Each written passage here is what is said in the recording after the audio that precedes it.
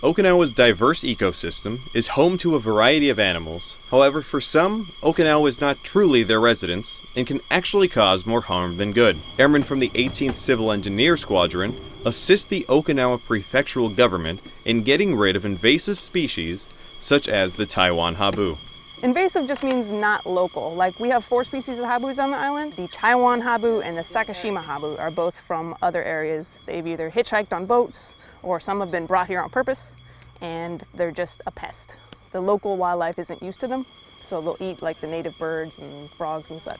Traps are set during snake season with live mice as bait. We'll see sometimes up to 10 habus in the traps every week, but usually about once a week. And then once it's the off months, we'll maybe get one a month. Taiwan habu typically are more aggressive than the local Okinawan habu and add an extra risk to the job. It's always dangerous when you're dealing with a venomous snake. That's why we always travel at least in pairs when we're doing a snake call. There's always a chance that it's going to get away from you, that if you lose control of the head, then they can strike within about half their body length, so you always want to keep a little bit of a distance. But as long as you're using snake tongs and you're careful and you got somebody watching your back, it's pretty safe. The bite of a Taiwan habu is dangerous, but what's more dangerous is its effect on the ecosystem. So here at Luke, we train pilots, so how we help in that regard is that we mitigate bash on the airfield. So that might include any vegetation that could grow and the roots could cause the asphalt or the concrete to degrade, making the runway or the taxiways not usable.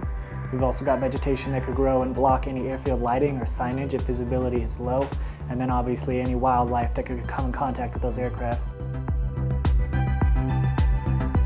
Our secondary concern is controlling disease vector populations. So we're here and we work very closely with outside agencies like public health to ensure that our total force health isn't impacted by any wildlife that's capable of transmitting diseases to our airmen. Typically it consists of some form of trapping, so whether that be live animal trapping for feral dogs, cats, coyote population out near the airfield. If there's wildlife that's causing you a problem, let us deal with it. Our job sometimes entails going up underneath a building with all the roaches, and you'll come out with them crawling on you. Or we go treat bed bug rooms, and you never know if you may end up picking up some of them and taking them home with you. That's just one of the risks you may get. You have to scrape up the roadkill. It gets pretty nasty and the smells on it, it's pretty horrible.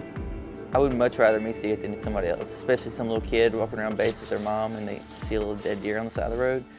I know my kid, if he sees anything, kind of starts crying and whining and pointing. The more I can keep other little kids from seeing it, the better off.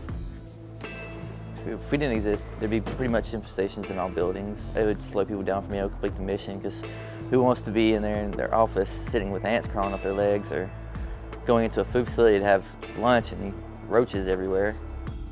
It's not just one part about the job that's going to deter me from doing the job. There are so many more positives rather than negatives. It's pretty much weighing the scale of positive versus negative, and to me, positives outweighs the negative.